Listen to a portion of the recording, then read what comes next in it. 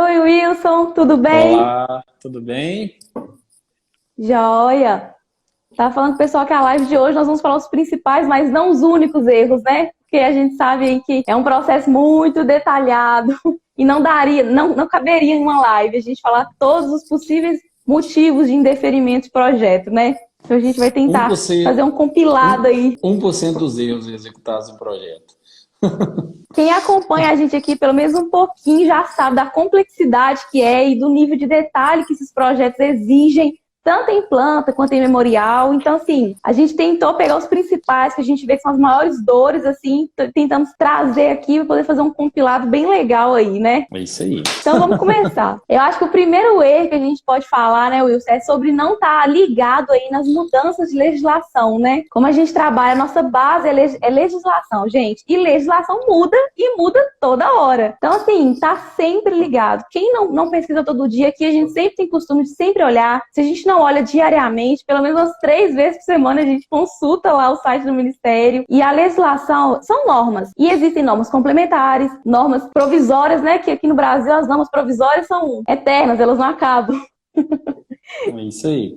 Uma coisa que eu sempre cito em lives é o seguinte, que o primeiro ponto é de responsabilidade da indústria estar de acordo com todas as normas exigidas pelo Ministério da Agricultura, todas as normas implementadas pelo Ministério da Agricultura. Só que o laticínio, em geral, ele não tem a condição de ficar olhando isso, né? De ficar avaliando esse tipo de coisa. Então, isso fica a cargo, geralmente, da consultor, de uma empresa contratada, esse tipo de coisa. Nós, aqui na Consular, que a gente sempre orienta. Então, o laticínio, ele assina um termo de responsabilidade, né? Sempre que ele vai registrar um projeto no Ministério da Agricultura, e nesse termo de responsabilidade, ele está ciente que ele tem que acatar todas as normas do Ministério da Agricultura, inclusive as novas, né? Então, Inclusive assim, as novas.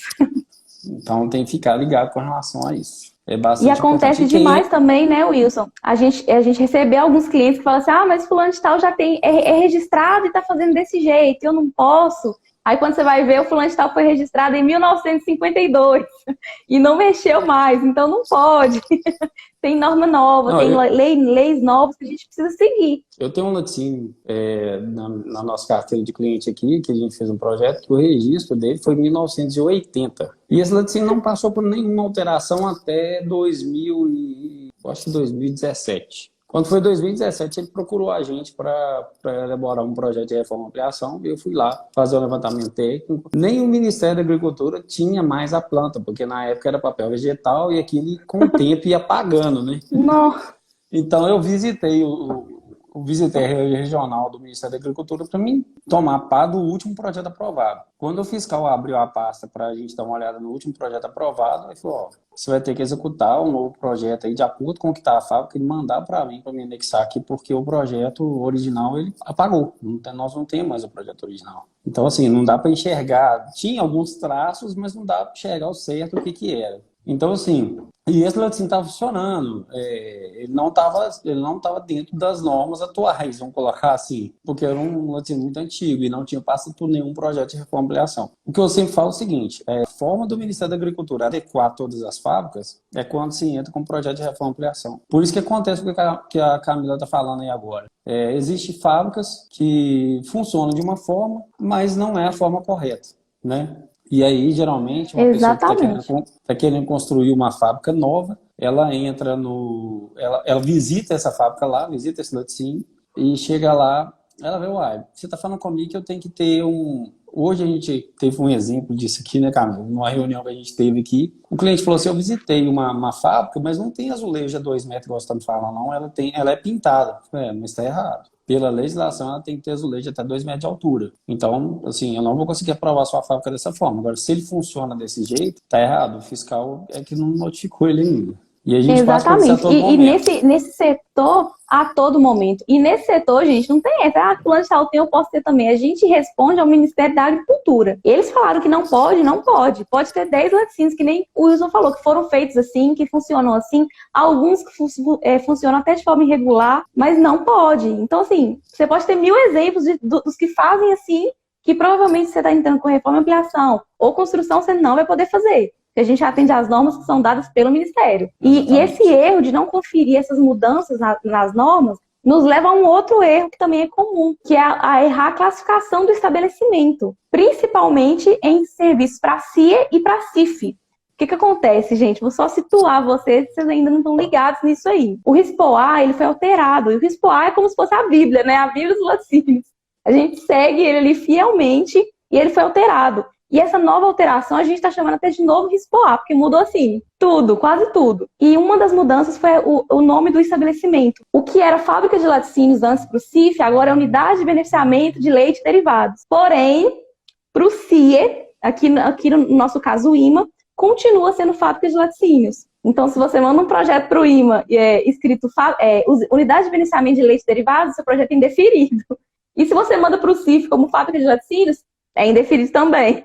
Então, ficar ligado nessas mudanças, né, Will? Sempre saber qual vai ser o serviço de inspeção do seu cliente e ficar ligado no que aquele serviço exige. E uma coisa importante também com relação a isso aí é a parte de rotulagem, né, Camila? A pessoa fica ligada também na rotulagem da empresa, caso a empresa já funcione, for fazer qualquer tipo de alteração, for mudar isso aí, tem que ficar atento à questão da rotulagem também, porque senão o fiscal chega lá, a classificação está diferente do que está na rotulagem, ele vai incinerar todos os votos que estão lá.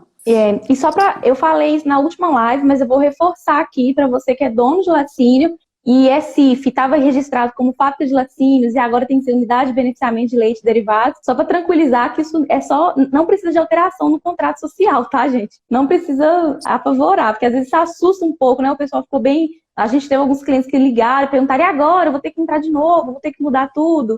E não precisa, são só para novos estabelecimentos. Só para deixar isso bem claro aí para vocês. Antes da gente ir para o próximo erro, deixa eu só ler aqui a pergunta do Antônio. Na Itambé também de Sete Lagoas tinha isso. Existia a Niro 1 e a Niro 2. E a 2 era fábrica de leite em pó nova. E a 1 era velha. A diferença era enorme. Quando reformaram, a Niro 1 tiveram que jogar ela no chão. Isso acontece. Quando tem que ajustar a legislação, às vezes é necessário. Porque às vezes é um projeto tão antigo, né, Wilson? Que atendia a legislação daquela época e hoje não é mais vigente, né? Então, alguns casos mais graves aí, como esse aí, tem que derrubar e fazer de novo. Outro erro que acontece, né, Wilson, é não mandar toda a documentação. Hoje a gente teve um exemplo disso. Acho que o Wilson acompanhou lá a saga de uma cliente que estava com o processo parado porque não tinha mandado um documento que faltava, gente. E o processo não é liberado. O primeiro fiscal segura aquele processo enquanto não tiver tudo junto. Então, nós, como profissionais que desenvolvem esses projetos, e é um documento que a gente já havia cobrado e ela não tinha enviado. E aí, quando o fiscal ligou para ela e falou, só vamos liberar se mandar. Aí ela ajeitou e mandou para a gente. Essa questão da documentação, a gente também tem que ficar ligado. E no Ministério tem toda a lista certinha de todos os documentos que precisam, tanto para o CIF quanto para o IMA, quanto para o CIA, né? Aqui eu falo IMA porque o nosso CIA aqui é o IMA, viu, gente? Aqui em Minas. Mas é o Serviço de Inspeção Estadual. Então isso aí tem que ficar ligado também, porque o projeto fica parado. Enquanto não mandar tudo, ele não é liberado para o segundo fiscal. Exatamente. Eu acho que outro erro que a gente pode falar, que eu acho que o pessoal subestima um pouco, né, Wilson? É o erro entre a planta e o memorial. Eu acho que essa é clássica. Quando for confeccionar o memorial, ele tem que estar exatamente conforme a planta, né? Tem que ser coerente um com o outro. O que acontece muito é da pessoa não confrontar o memorial com a planta, e quando chega na mão do fiscal, ele vai confrontar e aí ele vai identificar que está errado. Então, talvez o número de equipamentos que você colocou em um não é o mesmo que você colocou no memorial. O volume, que é uma coisa imprescindível, colocar o volume de cada equipamento, suas capacidades, né? Exigência do Ministério da Agricultura, do CIA, que coloque isso. Então, isso é uma coisa muito comum, uma coisa que já aconteceu com a gente também, né? A gente está aqui falando para você e tal, mas já aconteceu com a gente. Tudo que a gente está passando já aconteceu com a gente. Então, é uma coisa que tem que prestar bastante atenção com relação a isso. A gente traz as experiências que a gente passou para tentar ajudar outras pessoas a não precisarem passar pelo que a gente passou, né, Wilson? A gente sempre tenta ajudar vocês para vocês já chegarem no mercado, assim, um passo à frente, para vocês já estarem espertos em algumas coisas aí que são bem importantes. Isso aí. E essa questão do memorial, a gente sempre fala que o memorial é uma extensão da planta. Então, que nem o Wilson falou, é exatamente igual, gente. E isso aí, inclusive, para nomenclatura de ambientes, tá? Se na planta está escrito Câmara de Estocagem de Produtos Acabados. E no memorial tá Câmara de Produto Acabado, ou Câmara Fria, Câmara Frigorífica. Eles vão voltar e vão falar, a nomenclatura tá divergente. Então, assim, é muita atenção. Aqui na Consular, que a gente tem arquivos base, né, Wilson, que a gente segue. E são, assim, foi a melhor coisa que a gente implantou aqui, que foram esses arquivos básicos. Então tenham isso, é um conselho que a gente dá, e esses arquivos são imprescindíveis. Quem quiser trabalhar com projeto, ele tem que fazer um arquivo base e um checklist. O que eu sempre falo aqui é o seguinte, a gente tem que ter um checklist com todas as falhas já ocorridas na empresa, com todas as devoluções de projeto, porque aí aquele erro não é cometido mais, então, e aí a gente consegue dar sequência mais rápido. Então, assim, isso é importante. O José perguntou: boa noite, como vão? Quais os documentos necessários para dar entrada no IMA? No site tem a lista deles, mas quais deles são necessários para pedir autorização da construção? José, aquela lista que está no site do IMA são os documentos exigidos. Tem que ter todos eles, né? Que são aqueles primeiros que são listados, que é as plantas, né? As plantas que estão listadas lá, localização, situação, planta de corte, planta baixa com todos os equipamentos, né? O layout, a planta hidrossanitária também, alvará de funcionamento, contrato social, outorga da água, quando for água de poço, né? Quando se tratar de água de poço, licença ambiental. Então, esses documentos são necessários, tá? Além do cadastro no SEI, que agora todos os processos são enviados pelo SEI de forma digital. Então, antes a gente fazia aquele requerimento também. Hoje não tem mais o requerimento. Hoje, esse requerimento já é feito direto no SEI. Então, assim, facilitou demais. Tinha laudo de inspeção de terreno. Hoje não precisa fazer mais esse laudo de inspeção de terreno, uma coisa que mudou um pouco. Porque antes você tinha que chamar o fiscal avaliar o terreno, se estava dentro de uma área permitida ou não. Então, isso não precisa mais. O Camilo Adeus está perguntando aqui, quanto tempo um projeto para aprovação no CIF? Ô Adeus, cara, isso é o seguinte... isso é um negócio meio complicado de responder. Em média, vou te falar em média o que a gente passa aqui. Depois que a gente mandou o projeto para o Ministério da Agricultura ou para o IMA, entre 3 meses e 4 meses, em média, tá? Só que vai de regional para regional. O que acontece? Eu vou te falar que, por exemplo, no caso você me pediu o caso do CIF aí. Vamos colocar que eu tenho que mandar um projeto para a regional de Belo Horizonte. Vai depender da quantidade de processo que está lá na frente do meu. Então, vamos colocar, ele tem 5 processos para analisar. O meu vai entrar lá de baixo, na fila, vai aguardar a avaliação daqueles 5 processos depois que vai avaliar o meu. Então, isso assim, não tem como garantir. Eu até cito para alguns clientes nossos aqui que fecham o projeto com a gente, é o seguinte, o cara fala assim, fulano de tal me falou que aprova isso aí para mim com 3 meses. Eu falei, não, se ele te der garantia disso aí, eu acho que você tem que fechar com ele, não tem que fechar com a gente não. Porque eu mesmo não consigo garantir isso, porque vai depender da regional. Entendeu? Então, assim, se a regional não tiver com muito processo para ser analisado, tranquilo, vai ser nessa faixa que eu estou te falando. Agora, se a regional tiver com muito processo para ser analisado, vai demorar um pouco mais. A gente já teve um projeto aqui que demorou mais tempo. Então, assim, isso é muito subjetivo. E a gente não pode garantir isso para cliente nenhum. Eu sempre explico isso, deixo isso bem claro, entendeu? E, geralmente, em 90% dos casos, se o projeto for muito bem feito, ele vem com uma ressalva, entendeu? O fiscal ele quer um esclarecimento de determinado tipo de coisa, sempre é assim. E aí, no nosso caso aqui, geralmente a gente manda de volta e sim ele é aprovado. Lembrando que a gente tem um número muito pequeno de fiscal no Brasil, de fiscal do CIF, entendeu? Então, assim, eles têm que avaliar projeto, avaliar rotulagem, eles têm que fiscalizar. Então, eles não conseguem fazer isso muito rápido, porque é muito serviço. Mas de vez em quando a gente liga para um fiscal ou outro aqui e fala assim, não, eu estou em viagem, eu estou em auditoria, eu não consegui verificar ainda. Então, assim, tem que ter uma certa paciência. E isso foi agravado, né, Wilson, com essa questão da pandemia que a gente passou aí, gente. Muitos fiscais foram afastados, então o número diminuiu ainda mais.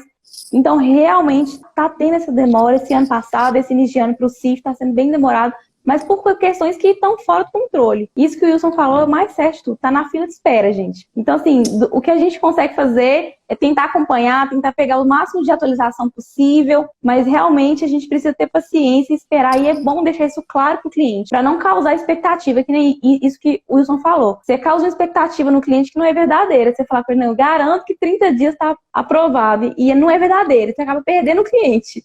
É melhor ser claro, que nem a gente trabalha, muita clareza com todo mundo e sendo verdadeiro. Eu acho que o mais importante é você ter transparência com o cliente e passar a realidade, né? Porque aí ele fica tranquilo. Um outro erro que acontece muito, isso que a gente estava conversando hoje, é sobre o erro na descrição dos revestimentos, né? Você até deu um exemplo aí do azulejo até 2 metros. Então, gente, no memorial a gente descreve o piso, a gente descreve o forro, a gente descreve o material da cobertura, é tudo descrito, a gente descreve até o pátio externo da fábrica. E isso tem que estar de acordo com a exigência da legislação. Então, assim, você tem que saber o que é permitido, o que não é, até para dar uma parada, às vezes, no cliente, né, Wilson? Às vezes o cliente quer fazer umas coisas que não pode, a gente precisa saber disso para falar, olha, isso aqui não vai passar, esse revestimento tem que ser assim, esse forro tem que ser assim, laje não se usa. O mais importante que eu acho é que a gente saber esclarecer para o cliente, né? Então, quem tiver aqui, tiver interesse em montar um laticínio, mais importante, e as pessoas que consultou, igual a Deus está aí, alguém e outras pessoas que queiram fazer projeto, passar para o cliente o que pode, o que não pode fazer e o que é mais viável, tá? Hoje mesmo nós tivemos uma reunião com um cliente aqui no escritório, uma reunião virtual.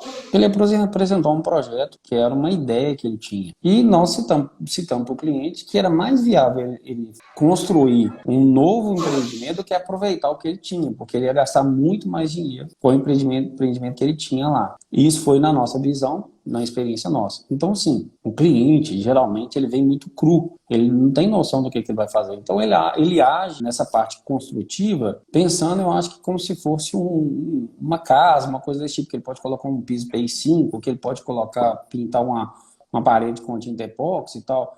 E não, e cabe a nós, que estamos executando o projeto, orientar. Então, qual que é o tipo de construção mais viável hoje? Hoje, a gente indica fazer o barracão, como é muito conhecido em São Paulo, que é mais conhecido como um galpão, mas de telhado galvanizado, estrutura metálica, colocando, né? Estrutura metálica. O piso, a gente tem hoje o piso resinado, a gente tem um gressite. Eu aconselho o resinado, sem dúvida, enquanto você vai colocar um gressite que vai ter uma durabilidade ali de 5, 6, 7 anos, o resinado vai ter até o dobro disso, que é um piso de alta qualidade. O preço é mais alto, só que ele tem que pensar, uma coisa que eu sempre cito aqui, que a fábrica dele vai estar funcionando depois que ele tiver que fazer qualquer alteração. E aí, se consertar piso de fábrica com a fábrica funcionando, é extremamente delicado.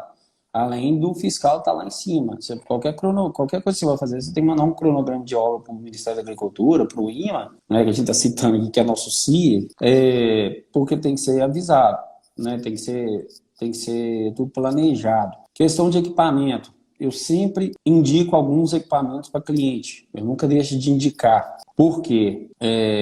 Quando o cara vai construir um laticínio, parece que tudo que é de ruim aparece para frente dele primeiro. Então, assim, eu já me deparei com assim, não, chega um cara aqui para me vender equipamento, diz ele que me entrega a fábrica montada. Eu acho que tem que correr desse tipo de coisa, sinceramente, porque eu sempre indico uma padronizadora de uma marca que eu acho melhor, então eu passo para o cliente 3 marcas, essas 3 é de confiança, qualquer uma dessas, se negociar, vai ficar bom.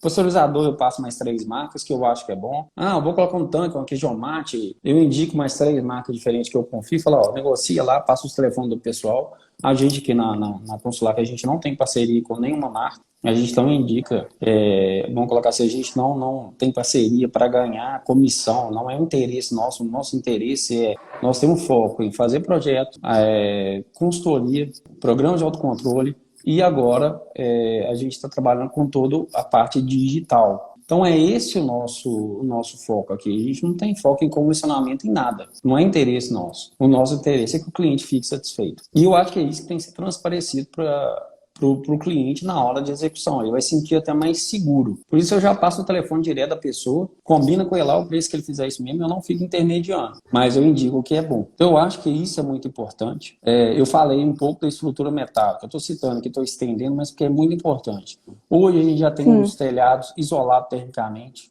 que isso também traz um conforto para quem vai trabalhar na empresa. Eu já entrei em fábrica antiga, fábrica que faz ricota, por exemplo, já entrei dentro da fábrica que estava dando 50 graus. Na época de calor, já era um local muito quente. Já era um local de temperaturas muito altas, que era a região norte de Minas, e o cliente ainda fazia ricota. Tinha 2 tanques lá de 2.000 litros para fazer ricota. Quando ele ligava esses tanques de ricota, a fábrica ficava um forno. Você imagina um colaborador trabalhar numa fábrica assim, com uma temperatura dessa. Então, assim, você ter um telhado isolado termicamente é muito importante. Eu indico muito hoje fábrica, eu não gosto mais de fábricas feitas de alvenaria, eu gosto de isopainel, porque o isopainel ele pode ser alterado né? Você pode mudar a fábrica, você não perde o painel. Uma coisa muito importante com relação ao painel que eu cito, que ele não é recomendado o apoio no chão. Ele tem que ter uma base para apoiar ele, para não ter que ficar tendo contato de água direto com o painel. Esse é o risco. Fora isso, o painel tem uma durabilidade boa, ele é isolado termicamente e você fica isento de revestimento. E sem falar que depois que você for fazer qualquer tipo de alteração na fábrica, você vai simplesmente tirar o painel e colocar em outro lugar. Nós temos uma fábrica agora nossa, e ela foi toda feita no isopainel, e o cliente entrou com um projeto de reforma para ampliação, e ele vai ter que mudar algumas posições lá dentro da fábrica. Cara, você vê a simplicidade que é de fazer a alteração? Não. Ligou pro fabricante do isopainel, pede para passar a planta, a gente passa a planta, ele já vai lá, com 2 dias resolve o problema e está montado o negócio no lugar. É muito diferente, sem perder nada. Encontra uma fábrica de alvenaria, é o quebra-quebra, mão de obra de pedreiro, então aquela confusão toda que a gente já sabe como é que é. Então, assim, eu acho que a gente tem que ficar bem atento com relação a isso, e isso é fundamental para quem pretende trabalhar nessa área, tanto como o elaborador do projeto e como também o construtor da indústria, ou a pessoa que vai construir a indústria. Exatamente. E fora também, Wilson, a velocidade com a fábrica de isopainel é que fica pronta, gente. Tanto para a construção quanto para a reforma. É muito mais rápido, o custo-benefício é melhor, o custo de manutenção é melhor. Então, assim, é incomparável. E é a mesma questão do forro de PVC e a laje. Gente, não se usa laje em fábrica. Não tem essa possibilidade. A laje demora muito a ficar pronto, o forro de PVC é rápido, é ágil, é o que o Ministério aceita melhor. Então, assim, são coisas que você precisa saber para indicar o seu cliente da melhor forma. Para quando ele construir, ele ter a melhor experiência e a máxima economia com o custo-benefício. Porque tem economia também que não vale a pena. Economia barata sai cara. Essa questão da laje, só para finalizar, tem que ter uma atenção muito grande, porque fábricas com laje têm uma incidência muito grande de mofo e levedura. Então, assim, não é recomendado, igual a Camila falou. Eu acho que, assim, eu sou totalmente contra esse tipo de coisa também. E a gente tem muito pedido aqui de projeto com laje. Outra coisa que eu lembrei aqui agora, Wilson, que é importante falar é sobre a altura do pé direito de uma fábrica. Gente, muita gente quer colocar pé direito de 2,5 ou 2,80 o mínimo. O mínimo é 4 metros, gente. Mais baixo que isso, dá problema, esquenta demais. Pensa um colaborador trabalhando no ambiente, uma fábrica dessa que o Wilson citou aí, 50 graus dentro da fábrica, o teto ainda ali no limite, baixinho. Então, assim, no mínimo 4 metros. Isso tem que ficar claro também, tanto para a gente que está fazendo o projeto, quanto para o cliente. Tem que ser muito bem explicado. Nem autorizado menos que isso, né? O mínimo é 4 metros mesmo. Mas exatamente. Eu indico fábrica de 5 metros para cima. É o mais confortável, né?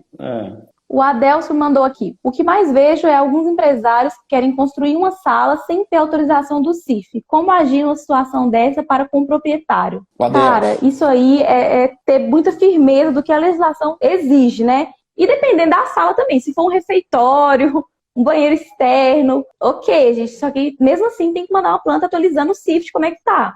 Mas dentro da fábrica Adelso, o que eu falo para o cliente é o seguinte: existe uma legislação que você tem que seguir. Nessa legislação, ela fala que qualquer alteração no fluxo da indústria, a Camila citou isso, foi um refeitório, foi um escritório, isso você não precisa mandar projeto. O CIF é bem claro com relação a isso. Agora, dentro da indústria, qualquer coisa que for mexer dentro da indústria tem que mandar projeto. Então eu já coloco para o cliente o seguinte: existe uma legislação que a gente tem que seguir, nessa legislação fala que a gente tem que mandar o projeto, aprovar, depois mandar um cronograma de obra para aí sim executar. Se você quiser fazer isso, você está colocando sua conta em risco. Depois você vai ter que arcar com as consequências. Eu estou te avisando que eu não acho prudente fazer isso. Eu acho que a gente tem que fazer as coisas de maneira correta, porque você pode ter uma fábrica até interditada em determinados casos. Dependendo da mudança, se for muito grave, a fábrica pode ser interditada. Mesmo que essa mudança não seja tão grave, mas o fiscal, numa auditoria, detectar que foi feita uma alteração no projeto, isso a gente já aconteceu aqui, a gente já pegou o processo desse jeito. Um cliente nosso também, a gente recebeu esse cliente para a gente fazer uma defesa técnica, que aconteceu justamente isso que você está falando. Ele fez uma alteração na fábrica sem a comunicação prévia para o Ministério da Agricultura, sem mandar projeto, sem mandar nada. Ele teve uma auditoria do Ministério da Agricultura. Quando o fiscal constatou a ocorrência sequência, ele fez um auto de infração, entendeu? Primeiro ele lavrou um auto de infração. E aí a gente pegou isso aí para fazer uma defesa. Como que você defende uma coisa desse tipo? Até para a gente fazer uma defesa é indefensável, cara. Então, assim, você vai arcar com uma multa, que a multa inicial é R$ 5.000. Aí a pessoa tem que pensar se vale a pena ou não. O que eu te falo, Abel, na minha opinião, é o que a gente tem que ser o mais claro possível, sabe? Eu sou bem claro com relação a isso. Então, isso acontece. O pessoal liga, conversa com a gente aqui direto sobre isso. A gente dá essa orientação que eu te passei aqui agora. Eu acho que deve fazer isso. E ser muito direto, né, Wilson? Além da clareza, ser muito direto e franco com o cliente. É o que a gente fala de ter conversas difíceis. É deixar claro para o cliente que a responsabilidade daquilo ali é dele. É dele. Nós, por exemplo, como empresa, nós sempre orientamos nossos clientes a jamais fazer isso. Sempre entrar em contato, ver a forma mais legal. Mas a gente deixa claro que se o cliente fizer, é uma responsabilidade dele. Não Agora, cabe a nós. Uma outra coisa, Abel, tem muito cliente, cara, que quer pagar para ver. Eu tenho vários clientes que querem pagar para ver. Então eles falam para mim, eu vou fazer e vou ver o que vai dar. Pronto, tranquilo. Já te expliquei o que acontece. Se você quer pagar para ver, isso acontece com relação ao CIF, isso acontece com relação a equipamento. Eu tenho inúmeros casos de equipamento. Igual eu falei, eu sempre cito equipamentos bons, marcas de equipamentos que eu acho bom, 3 marcas que eu acho boa para o cliente e ele resolve o que ele vai fazer. Aí aparece uma outra marca que eu não confio muito, oferecendo um preço bem mais em conta. Eu tive um caso de um cliente, eu gosto de sempre contar os casos, porque eu acho que... Eu tive um caso de um cliente que ele estava querendo comprar uma queijomate de 6.000 litros. Na época, essa queijomate de 6.000 litros, ela estava, na época, R$ 90.000. E já tem um tempo já. Ela estava R$ 90.000. E aí, o que eu fiz? Apareceu uma fábrica de equipamento oferecendo a mesma queijomate, 6.000 litros, com plataforma, inclinável, né, pneumática, por R$ 60.000. Para quem é o dono da indústria, é um preço altamente atrativo, né? De 90 para 60, diferença muito grande. E aí, ele veio me questionar. Eu encontrei com esse cliente, ele veio me questionar. Eu estou com essas duas propostas aqui, eu estou quase fechado com esse cara de R$ 60.000. O que você acha? Aí eu fui procurar saber da empresa, não tive informação nenhuma, não conheci ninguém que tinha um equipamento. Então, assim, uma empresa não era conhecida. Eu falei, eu não faria esse negócio. Porque, primeiro, a diferença é muito grande. Possivelmente você vai ter problema com esse equipamento. Final das contas, o que aconteceu? Ele fechou o negócio com a empresa de 60 mil, teve que dar uma entrada, que geralmente eles pedem uma entrada de 40% do valor do equipamento. Ele deu uma entrada de 40% do valor do equipamento, e o equipamento tinha um prazo de entrega de 60 dias, né? Geralmente os fabricantes eles pedem essa entrada de 40% porque eles têm que comprar material. Isso é comum. Então, a maioria dos fabricantes de equipamento pede essa entrada, está dentro. Então, pediu a entrada e tal, com promessa de entrar com 60 dias. Deu 60 dias, a fábrica não deu nem notícia. Aí o vendedor começou a enrolar, falar que o material atrasou, que atrasou um pouco e tal. Foi para 90, foi para 120. Final das contas. Aí um dia esse cliente meu que comprou esse equipamento pressionou o dono da empresa. Aí falou, o dono da empresa foi claro com ele, falou, eu tô quebrado, eu não tenho uma queijomate para te entregar, a única coisa que eu posso fazer é te entregar uma queijomate que eu tenho aqui, que ela foi reformada de 3.000 litros. Pra você ver, um cara que comprou uma queijomate de 6.000 litros vai ficar com uma queijomate de 3. Aí pegou, porque não tinha volta, não tinha o que fazer, e chegou a queijomate de 3.000 litros no latim dele. Consequência, a queijomate está lá praticamente encostada. Ele usa a queijomate, ela ficou como uma queijomate sobressalente. Caso ele comprou uma outra de 6.000 num fabricante bom, depois pagou os 90, então ele tem a de 6 e a de 3 agora. E a de 3 fica mais parada do que usando. Então, assim, em vez de comprar uma queijomate boa, de um fabricante confiável e pagar os 90.000, ele pagou os 90 mais os 40% da outra queijomate. Então, assim... É o famoso quando o milagre é demais, né, Wilson? Confia do santo. E isso é uma prática que a gente tem que atuar. A gente sempre tem que atuar com a indicação e tentar banir do mercado os mal profissionais. E isso eu sempre faço aqui, entendeu? Então, acho que é interessante ressaltar isso. É importantíssimo. Outro erro também bem comum e que muita gente comete é não saber o fluxograma certo dos produtos, gente. E não só o fluxograma, não só o método de fabricação, mas os equipamentos que são necessários. Isso aí, gente, quem tem pezinho na fábrica tem vantagem, tá? Porque tem muito equipamento que não está listado em normas que você sabe que precisa. Por exemplo, mussarela. A gente sabe que precisa de um tanque ou de uma queijomática, né? A gente sabe que precisa de monobloco e tal. Mas, gente, você precisa de uma mesa. Você tem que pensar em pôr uma mesa naquele ambiente. Isso é coisa de quem está lá na fábrica, né, Wilson? No dia a dia de produção, entende melhor. Então, se você faz um projeto sem mesa, chega lá e tem a mesa, dá problema. Tem que prever tudo. Então, não conhecer o fluxograma dos produtos, quais equipamentos precisam, isso aí dá indeferimento, assim, na certa. Não tiver essa etapa certa do processo, né? Você vai fazer uma manteiga, aí não tem um tanque maturador para pasteurizar e maturar o creme, né? Isso aí vai ser indeferido. Uma coisa hoje que é imprescindível, projetos para registro do Ministério da Agricultura, invase de produto pastoso tem que ser em máquina automática, indiferente do tamanho do laticínio. Mas eu estou num laticínio pequeno, está registrado no CIF. Eu não posso fazer esse invase numa máquina fazer esse invase de forma manual? Não. Máquina automatizada. Indiferente do tamanho. A legislação é para todos, para o pequeno, para o médio, para o grande. Então tem que acatar ela. Mesma coisa a questão do transporte do creme, né, Wilson? No caso da fabricação de manteiga. Transporte do creme do tanque maturador para a batedeira de manteiga. Antigamente não tinha problema ser feito em balde de aço inox. Hoje é tudo por tubulação, tudo circuito fechado. Tem que ser assim, independente do seu tamanho. Independente se você faz 30 quilos de manteiga ou se você faz 300. Outra coisa também que veio no novo RISPOA é a exigência da termosoldadora de sacos plásticos para creme cru refrigerado de uso industrial.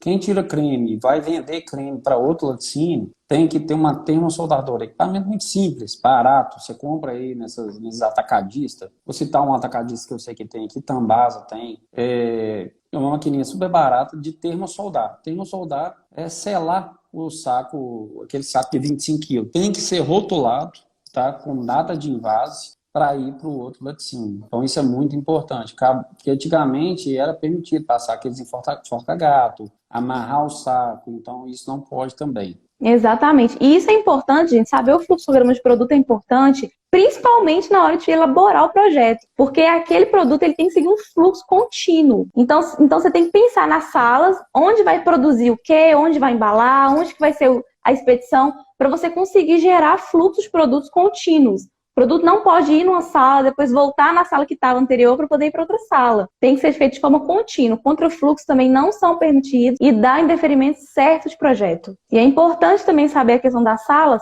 Qual sala pode ter acesso à área de produção? Qual sala tem que ter comunicação só por óculos? E você tem que pensar nisso tudo, pensar em como o produto vai funcionar, né? Como aquela produção vai funcionar para poder fazer isso da melhor forma. Tem uma pergunta da ela perguntou: equipamentos de reserva tem que estar na planta do projeto de reforma? Se tiver dentro da. Se for, tem que estar, tem que constar. Dentro da fábrica tem que constar tudo. Mas enfim, é o seguinte: tudo que tem no laticínio tem que estar na planta. Você vai fazer um projeto de reforma e ampliação. Tudo tem que estar. Então, assim, até a posição dos equipamentos é exigido pelo Ministério da Agricultura. É lógico que assim, tem 50 centímetros de diferença de uma máquina aqui, o fiscal também não vai levar isso também ao pé da letra. Só que se tiver uma discrepância muito grande, o equipamento, você tem dois setores próximos, o equipamento é marcado num setor, ele está mais para dentro do outro setor do que dentro do setor que você marcou, vai gerar indeferimento, vai pedir alteração na planta. Então, todos os equipamentos que tem na indústria, pode ser equipamento reserva, tem que constar no projeto. Se caso for, você pode constar na planta que é um equipamento reserva, porque também isso pode gerar um desentendimento fiscal. Então, vou te dar um exemplo aqui. Você tem uma produção de 5 mil litros de leite por dia e fabrica só mussarela. Aí você tem uma queijomática de 5, você tem duas queijomáticas. No caso desse cliente meu, tem uma de 6 e uma de 3. O fiscal vai te questionar. Você vai trabalhar com 5 mil litros de leite por dia, mas tem uma queijomática de 6 e uma de 3. Qual a finalidade disso? Então, se for esse tipo de caso, é bom colocar no projeto, equipamento reserva. Caso tenha alguma ocorrência de defeito no equipamento precisa parado, eu tenho um equipamento de reserva. Tranquilo. Agora, não, a minha fábrica já tem um volume expressivo, por mais que eu não uso tanto aquele equipamento, uso só às vezes, mas às vezes quando eu uso. Aí não, se você vê que não vai gerar uma contestação do fiscal, você já coloca que o equipamento é de uso mesmo, né? Então é isso que eu recomendo. Alguns casos que a gente coloca em projeto aqui também, uma outra coisa, aproveitando o gancho dessa pergunta sua, que ela é bem interessante, tem cliente que fala assim, eu tive um caso aqui de um cliente que ele tem ele trabalha com ralagem de queijo parmesão. Então ele montou uma fábrica e primeiro ele colocou uma linha de secagem, de ralagem, de invase. E ele já tinha uma perspectiva de dobrar aquela produção. Então ele já fez, a gente já projetou o espaço físico para isso, só que ele não tinha comprado ainda o equipamento. E ele não queria mandar projeto de novo na hora que ele comprasse esse equipamento. Então ele falou assim, ó, eu vou comprar, eu tenho um prazo já para isso, um prazo de 2 anos, eu vou comprar esse equipamento, vou colocar a segunda linha de queijo ralado para rodar. O que você me orienta a fazer? Eu orientei ele a colocar já o equipamento, só que a gente coloca ele mais claro na planta e identifica isso na legenda. Futura máquina futuro secador de queijo, futuro ralador de queijo, futura máquina de invase. Então a gente coloca isso tudo para identificar. Quando ele foi colocar a segunda máquina, eu só fiz um ofício comunicando ao CIF. E aí, pôde colocar tranquilamente, não tem problema nenhum. Já está rodando com as 2 linhas. Porque esse projeto já tem... Ele colocou com 1 ano e pouco, ele colocou a segunda máquina para rodar. Então, assim, nesses casos, eu indico fazer isso. Então, o primeiro ponto, eu sempre falo aqui nas lives, o primeiro ponto é onde você quer chegar. Isso é importantíssimo. Você saber até onde você vai. Que aí você consegue direcionar isso. E nós, como consultores, né, como executores de projeto, a gente ajuda a dar essa direção.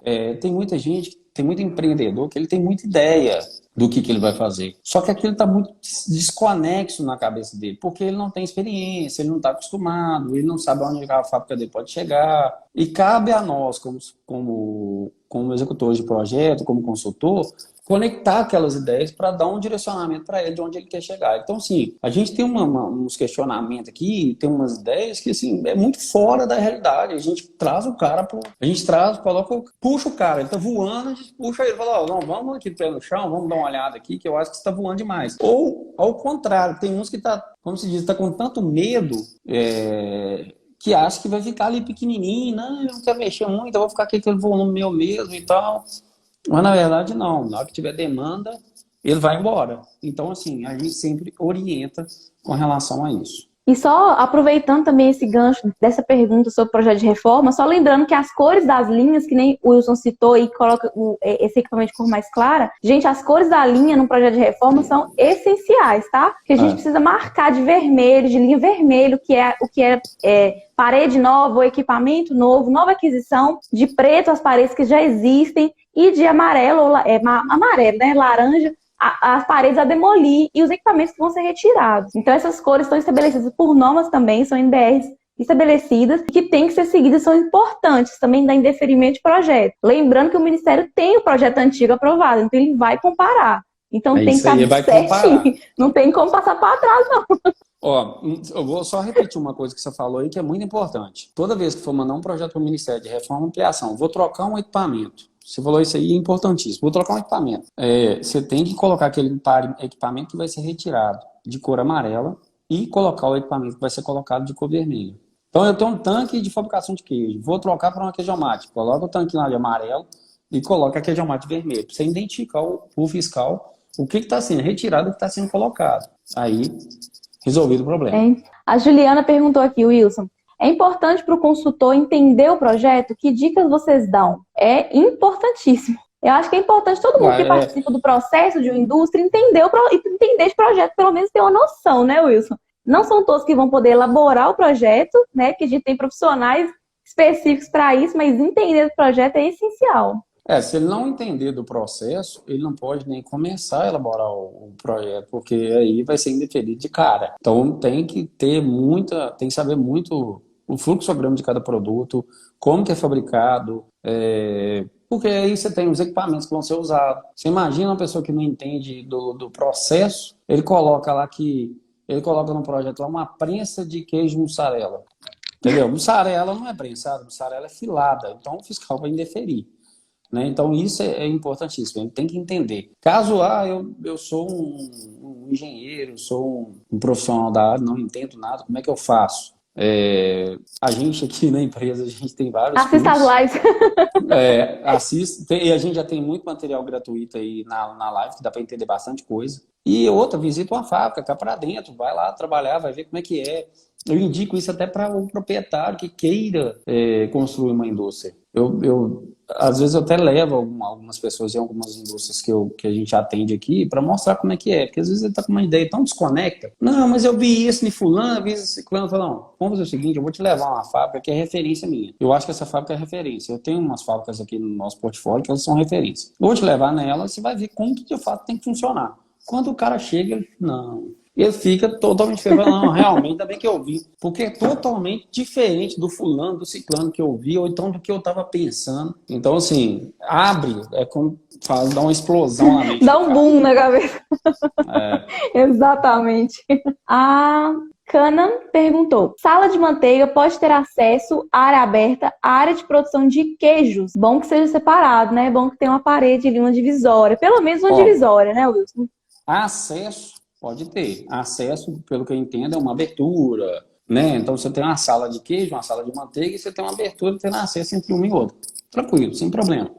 Mas como a Camila falou aí, o indicado é que você tenha uma parede de pelo menos 2 metros de separação entre esses setores, tá? Ainda depende de cada situação. Mas cada caso é um caso, né? Cada caso. A gente tem laticínios aqui que é completamente aberto, tá? Mas são situações. Mas o circuito, o que eu estou querendo dizer com essa situação? Por exemplo, um laticínio tem circuito 100% fechado. O creme sai da padronizadora, cai num tanque sistema fechado, tem uma bomba que já manda direto para o tanque maturador, ali ele faz a pasteurização, depois já vai para a batedeira de manteiga, tudo circuito fechado. Não tem problema nenhum essa fábrica ser aberta. Entendeu? Vamos colocar assim, um galpão com tudo ali separado, vamos colocar assim, mas sem divisória, sem divisão física. Não tem problema nenhum. Agora, se não for dessa forma, tem que ter divisão física sim. Entrou aí na live aí o melhor queijeiro do Brasil e agora, viu, gente? Melhor técnico. Ia falar isso agora. É o queijeiro virtual. Seja bem-vindo, Éder Mesquita. Isso é o papa Ia falar isso agora. É o papa da produção, viu, gente?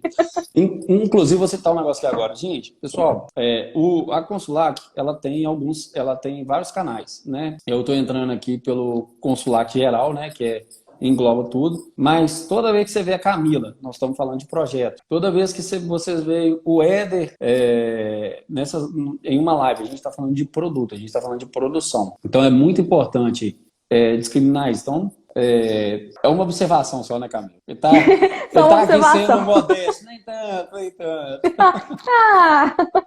Isso aí, gente. Isso aí, quem conhece não larga, não. O Éder está desenvolvendo uma forma aí para fazer queijo sem leite. Daqui a pouco o direct tá cheio aqui, viu, Will? Tá cheio de gente perguntando como é que é aquele queijo sem leite. Manda lá no Instagram dele lá. Manda pra ele, viu, gente? Pega aí ó, o Instagram e manda pra ele. Eu não sei. Voltando aqui, Wilson, um erro que eu coloquei aqui pra gente falar sobre ele é não ter, mais pra quem vai elaborar projeto, não ter um contrato claro com o cliente. Um contrato que seja direto, que seja claro, todos os pontos explicados do processo do projeto. Gente, contrato é importantíssimo. Importantíssimo. O Wilson deve ter muita experiência aí, a gente tem muita experiência com cliente que, gente, o contrato salvou a gente, assim, de poder provar o que estava falando, é uma segurança. É uma segurança para o cliente e para quem vai executar o projeto. Isso aí, sem dúvida. Por quê? Uma coisa que aconteceu muito com a gente aqui, o cliente achava que podia mudar o projeto 10, 20 vezes, e a gente ia estar à inteira disposição dele aqui pelo valor que ele pagou. Não.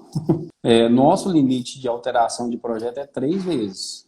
Fez a alteração na terceira vez, a partir daí ele tem que pagar um novo valor, porque, você imagina, a gente já teve situações que a gente passou aqui, fez um projeto, eu quero assim, assim, assado, definiu como é que ia ficar, mandamos um pré-projeto para o cliente, aí o cliente, não, pera aí que eu vou fazer uma modificação. Aí depois ele modifica uma sala que interfere no projeto inteiro. Aí a gente tem, não, então se você vai mudar isso aqui, a gente tem que mudar aquilo lá, e assim sucessivamente. Então, assim, lógico, é muito importante a gente ter um contrato que isso aí resguarda todo mundo, tanto o cliente quanto o consultor que vai elaborar esse tipo de coisa. Principalmente, gente, porque no contrato a gente estabelece os prazos de entrega. Então, assim, a gente coloca prazos a serem cumpridos, o cliente fica sabendo de todas as etapas, de como a gente trabalha, de como você vai trabalhar. Então, aí não tem cobrança indevida, não tem atraso, e é muito importante cumprir os prazos que você coloca no seu contrato. Igual no nosso contrato é detalhado, a gente escreve o tempo que vai gastar cada etapa de produção. A gente coloca os documentos que são de responsabilidade do cliente, que já aconteceu também de ligar a gente brigando, falando assim, mas eu não sabia que precisava desse documento. Eles, tá no contrato, a gente sempre manda também, a gente sempre esclarece, mas é bom a gente ter escrito aquilo dali.